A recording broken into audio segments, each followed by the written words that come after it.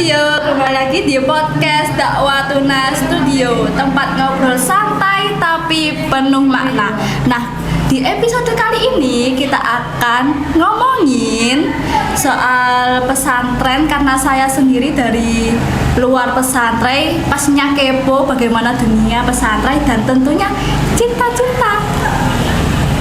Lanjut, kita kenalan dulu dengan kakak dari Pondok Pesantren Syarifuddin, tentunya sudah berbakat sekali dalam menghafal Al-Quran. Boleh diperkenalkan dulu dengan kakak siapa? Halo semuanya, assalamualaikum. Nama aku Rizky Amalia. Seperti yang tadi dikenalin sama Kak Afi, ya aku dari Pondok Pesantren Kiai Syarifuddin, tepatnya dari Asrama Madinatul Quran. Oke, nah kan aku kan nggak pernah mondok nih kak. Oke. Boleh diceritain sedikit lah kehidupan pondok itu gimana sih? Aduh, kalau ngomong kehidupan ya, Ya. ada enak gak enaknya. Gimana itu? Enaknya apa enaknya? Enaknya nih ya, buat Ya. teman-teman nih, sobat di studio yang pernah mondok atau masih mondok, pasti kalau di pondok gitu, misal kita telat kiriman gitu. Itu kadang ada aja temen itu yang kayak ini dah nggak pakai uang aku dulu, ini dah makan sama aku. Itu makan bareng sama teman, cerita bareng sama teman sampai malam, kadang nangisin hafalan yang numpuk. Itu jadi hal seru tersendiri gitu. Kalau dibilang nggak enak ya namanya pondok ya. Iya. Kalau kata guru aku itu tempat banyak barang-barang rusak itu ditaruh di pondok untuk diperbaiki gitu. Jadi beda-beda anaknya gitu, kayak ada yang satunya baik, ada yang satunya agak sinis, agak ini tuh wah macem-macem. Nah itu tuh Ada yang rusak gitu. prosesi pertemanannya tuh kayak agak wah sulit nih ngadepin yang kayak gini. Nah kayak gitulah enak gak enaknya menurut aku nih ya. Nah, ada kayak tradisi unik atau aneh gitu di Syarifuddin? Unik atau yang beda ya aneh sama pondok-pondok lainnya gitu. Kalau beda dari pondok-pondok lainnya aku kurang tahu ya. Soalnya kan aku kebetulan cuma pernah 2 kali pindah pondok tuh. Ya. Yang pertama tuh dari Darul Muqomah Gunung Mas. Gimana itu? Di Gunung Mas. Yang kedua sekarang ini di Syarifuddin. Ya nggak banyak yang berbeda sih ya, tetap pada umumnya. Kalau masalah unik, apa ya? Mungkin kalau apa sih, maaf ya, kalau kurang nyaman didengar gitu. Santri itu kan kadang apa ya, bisa tidur di mana aja nih. Wow. Nah kayak Dimana gitu, aja? di mana aja. Kamar mandi bisa? Bisa. Nah, bisa. Jadi kayak kan kita itu kayak diwajibin bangun tahajud gitu nih ya. Itu biasanya jam 2 lebih 10 menit lah. Oke. Jadi itu nanti bakal ada pengurus yang buat bangunin teman-teman gitu. Nah, itu prosesnya tuh lama banget dari mereka bangun. Gitu udah bangun semua, aku nggak ngumpul di musola. Itu kadang banyak yang apa tuh kayak berbaris di depan kamar mandi. Mereka itu nggak wudhu tapi mereka tidur.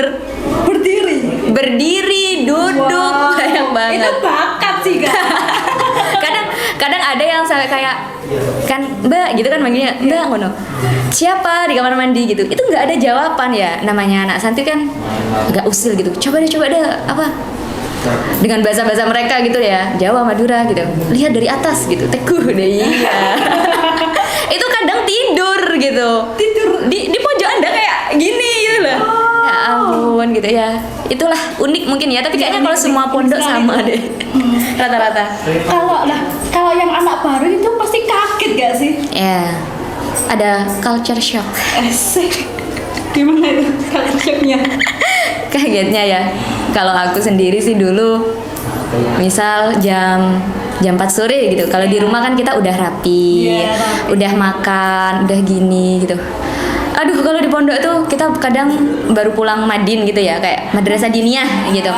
Sore masih belum makan, masih belum mandi, masih belum nata hafalan gitu. Masih belum bebersih piketan. Wah, itu kayak nggak suka gitu, mau pulang. Kayak gitu pasti banyak. Nah itu di situ pengurus itu kayak harus yang sabar ya dia, namanya juga di pondok gitu. Kita itu belajar di mana itu kalau di masyarakat apa yang kita alami sekarang itu pasti akan terjadi suatu saat nanti. Kalau yang tidur di dalam kamar mandi nggak tahu sih ya. Oke, nah kita mau bahas tentang kan kita kan rumah dewasa nih, bukan remaja lagi kan ya, udah dewasa. Kan pastinya kan ada saling ketertarikan nih sama lawan jenis, bukan yang sejenis loh ya. Yang lawan jenis. Nah, kalau sudut pandangku nih anak pondok itu kayak kalau lihat anak pondok pacaran kayak gimana gitu kan. Gak enak aja ngejar ilmu tapi kok pacaran. Nah, gitu ya. Gimana sih Kak? Apa deh pondok itu bisa kan ya, namanya jatuh cinta kita kan bisa nggak sih setiap manusia? Bisa lah. Aman gak nih aku sharing nih? Aman lah ya. Aman lah ya. Gitu. Gimana ya? Ya seperti yang Kak Afi bilang tadi ya. Kalau nggak jatuh cinta itu malah aneh gitu. Iya, aneh. Soalnya kan kita tuh lagi masa-masa pubertas nih. Itu kan pasti kayak ada pertengkaran dengan teman, jatuh cinta. Itu pasti juga ada nih. Kalau masalah pacaran itu aku nggak bisa ngomong hal itu secara gamblang ya. Mereka pacaran, mereka gini enggak. Mungkin kalau ada kayak kagum sama ini, misal nih ada kayak si Ustadz A gitu. Dia itu seorang penghafal Al-Quran, kitabnya itu sudah fasweh gitu, misal ya, lugas gitu. Itu biasanya misal contoh saya ada ketertarikan, wah Ustadz itu kayak ada ya, Masya Allah gitu, kalau katanya anak-anak gitu. Ya ada mungkin kalau kagum-kagum seperti itu. Tapi kalau kayak secara gamblang pacaran enggak. Soalnya kan kalau di pondok itu kan ada beberapa peraturan ketat kan tentang hal-hal seperti itu tidak diperbolehkan gitu. Kalau masalah kegaguman ya ada. Cuman kalau kata mereka itu gini loh Kak, jalur langit. Nah gitu. Sebut namanya di sepertiga malam. Ya gitulah kira-kira. Oke, nah tadi kan sempat ada ngomongin hukuman nih. Nah itu contoh dong, hukuman ketatnya itu kayak apa? Contoh, kalau gini nih, dalam 1 minggu, pondok kan pondok tahfidz nih. Dalam 1 minggu itu kan kita ada setoran tahfidz setiap malam. Nah itu di ustadzah yang berbeda-beda, kita ada absennya. Kalau misal kita alfa 1 kali, kita maka akan dijemur selama 15 menit. Dijemurnya di lapangan. Wow. Di lapangan, jadi kita sambil baca Al-Quran gitu.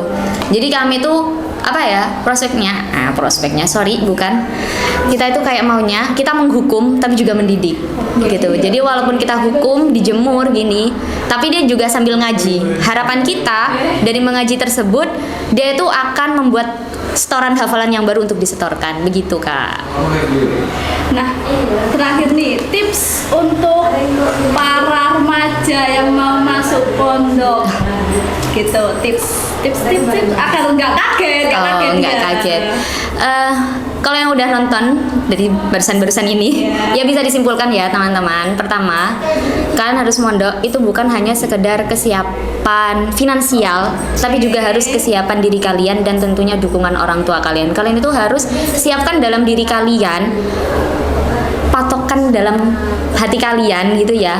Kalau kalian itu mau belajar, mau menuntut ilmu, bukan hanya untuk orang tua atau siapa, tapi untuk diri kita sendiri. Karena kebanyakan apa sih mondok nggak dapet apa-apa gitu. Nah, itu nggak ketemu teman-teman. Itu ketemunya nanti ketika kita sudah keluar di pondok. Biar nggak kaget, ya siapin dirilah gitu. Siapin dirinya ya, kita mulai belajar ngaji, kemudian cobalah buka kajian-kajian kitab-kitab masih awal gitu. Misal Mabadi Fikih Juz 1, terus misal Tauhid itu Aqidatul Awam yang masih dasar-dasar lah. Jadi waktu nyampe di pondok kalian nggak kaget sama pelajarannya. Terus sharing-sharing sama teman-teman yang sudah mondok lah, kurang lebih kayak gitulah ya. Oke, buat teman-teman itu tips dari Kak Rizky yang mau mondok dan yang sudah mondok, jangan pacaran ya guys. Satu lagi paling penting itu niat.